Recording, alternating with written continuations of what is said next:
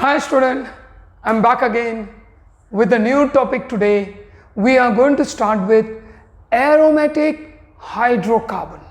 So we are going to see some very important and very interesting questions. So let's not waste time and start with the questions directly. Okay, let's have a look at this question. Hydrogen bonding plays a central role in the following phenomenon. To begin with it, let's take option A. In case of option A, it says ice floats in water. The density of ice is very less, and the density of ice is less because it goes for hydrogen bonding and it has a cage-like structure. So hydrogen bonding plays an important role in ice floats on water, floats in water. So hydrogen bonding is necessary for this. Hydrogen bonding makes the ice float in water. What about the second option? Higher Lewis basicity of primary amine than tertiary amines. That is also true. This is your primary amine. With water, it can form hydrogen bonding. It can form hydrogen bonding with water. So it is stabilized due to hydrogen bonding. Whereas in case of tertiary amine, there is no possibility of hydrogen bonding. So definitely basicity is more of primary than the tertiary. So the second option, higher Lewis basicity of primary amine is more than that of tertiary. That's true. So this is also correct. This is also correct. What about the C option? In case of C option, formic acid is HC double bond OOH. This is formic acid and this is acetic acid CH3COOH. Now presence of plus I group decreases acidic nature, So definitely formic acid is more acidic than acetic acid, but the reason is not hydrogen bonding. So this cannot be answer. So C cannot be answer. It is not the reason for being more acidic. Hydrogen bonding is not the reason. It is the presence of CH3, which is plus I effect, which decreases the acidic nature. So formic acid is more acidic than acetic acid. What about the last option? Dimerization of acetic acid in benzene. The D option. Yes, dimerization is resulting into formation of two molecules CH3COH. So what is your observation here? Your observation here is it goes for the D option. The dimerization of acetic acid is also with respect to hydrogen bonding. So you see, you have three answers which are correct. You have option A, option B and option D also correct. So these are the reason for your hydrogen bonding. Okay, so this is question number 1. Now we go for the next question. Okay, for which of the following molecule signifies magnetic moment not equal to 0? Do not cancel. Now if you see option A, in this the net magnetic moment will be 0. In B also the net magnetic moment will be 0. But in case of quinol and thioquinol, they do not cancel. The magnetic moment because they have different conformation. So in this case, quinol and thioquinol.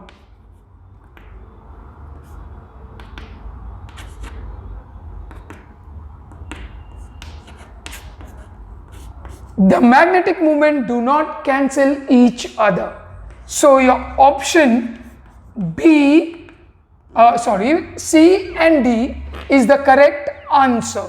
So in that case, you have 1, 2, 3 and 4. 3 and 4. So your answer for this question is D, which is correct. Okay. So your answer is 3 and 4, in which the net magnetic moment is not equal to 0. Okay. So we go for the next question now.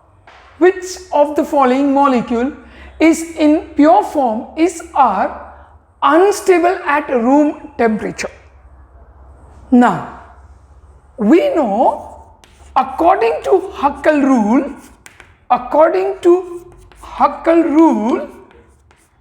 the compound which has 4n, where n is 0, 1, 2, 3, so on, and pi electrons in a closed loop, then that is pi electrons in closed loop, then it is anti-aromatic,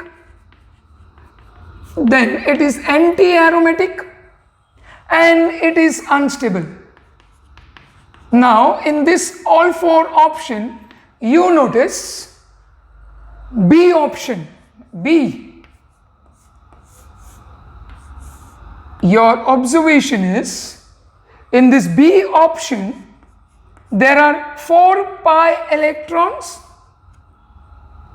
4 pi electrons, and it follows 4n rule. So this is anti-aromatic. Pi electrons are in a closed loop. So this is your example of anti-aromatic, which is unstable. So among them, option B is more appropriate. Now let's have a look at this question, student. It says the non-aromatic compound among the following is. Now, for aromatic compound, what is necessary? Should follow Huckel's rules of 4n plus 2 pi electrons, should be planar, should have conjugation of the pi bonds. Fourthly, the delocalized electron should be able to rotate. Now, if you see among the 4 options, option A, which is 1,3-cyclopentadiene. Observe this carefully. If I take out the Huckel rule, it gives me 4. Secondly, it is not conjugated. So in that case, this is not aromatic. It is non-aromatic. So your option A is the correct option for this question. Now student, have a look at this question. It says, by passing excess of chlorine in boiling toluene is methylbenzene, which one of the following compound is exclusively formed? Now, remember one very important point with respect to toluene. Benzene ring is highly stable due to aromacity. It is very difficult to substitute the hydrogen of benzene, and it is very easy to substitute for aliphatic compound, aliphatic. So this hydrogen of the methyl group in case of toluene will be substituted by chlorine when you pass excess of chlorine through toluene. Okay, so your option for this question will be D, which is the correct option. Reason? It is very easy to substitute aliphatic part rather than aromatic, which is highly stable. So your answer for this question is D. Okay, so let's go for the next question now. Okay student, let's have a look at this question now. The compound formed as a result of oxidation of ethyl benzene by potassium permanganate. Now potassium permanganate is a very powerful oxidizing agent. It will oxidize the entire side chain. So in this case, if you are taking ethyl benzene,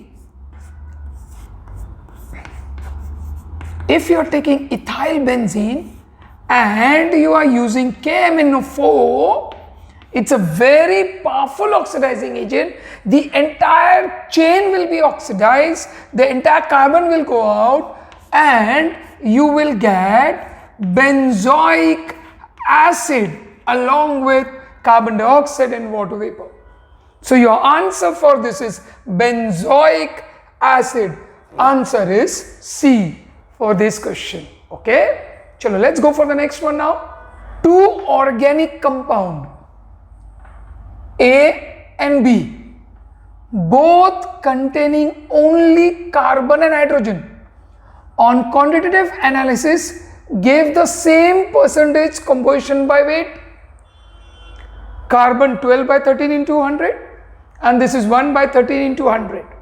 A very important thing, A decolorizes bromine water but B does not. So A and B are. So let's see the solution part of it. Solution. The element presents are carbon and hydrogen. Now take out the percentage. 12 into 100 divided by 13. Take out the percentage of it. It will be 92.3% is carbon. What about hydrogen? 100 into 1 divided by 13, that will come to 7.69. Okay, and atomic mass of carbon is 12, hydrogen is 1.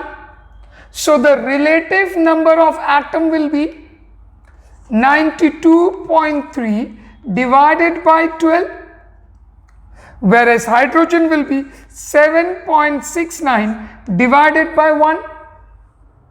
So 92.3 divided by this 12 will be 7.69.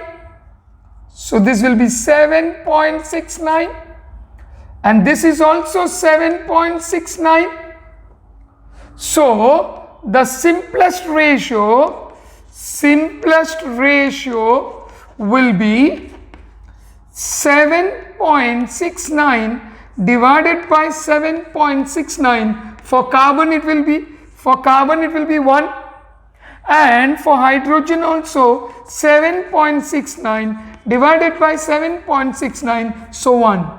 Therefore the empirical formula will be C1H1 for both A and B.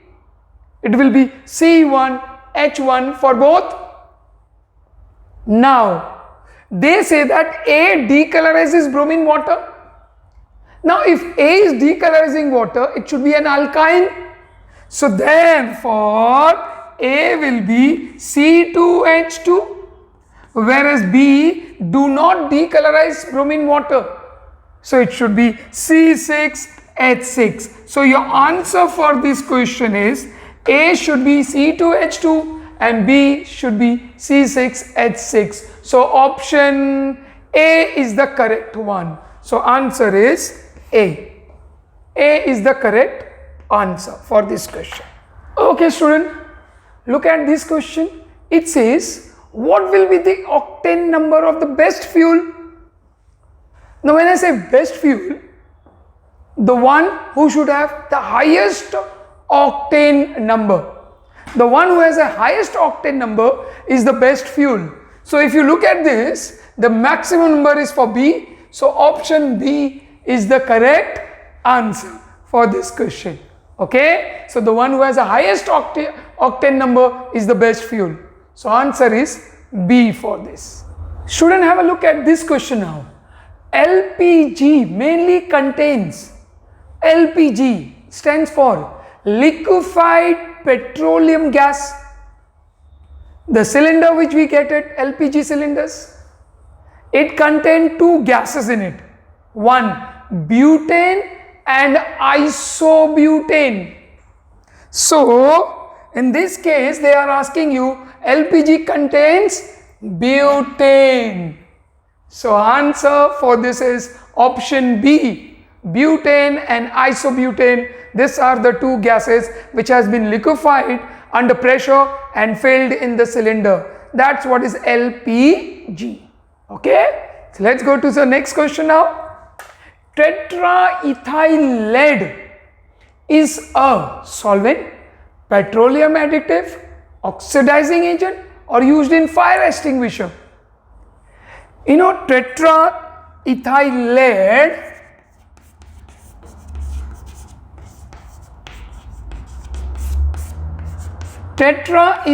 lead is used as an anti-knock compound in gasoline. So it's an anti-knocking compound in gasoline. So definitely it is used in petroleum. So your option B is the correct answer for this. Okay. So with that we come to the end of aromatic hydrocarbon questions. So again we'll be meeting in the next lecture of us. Till then, remain safe, be happy, work hard. Okay. See you all in the next lecture.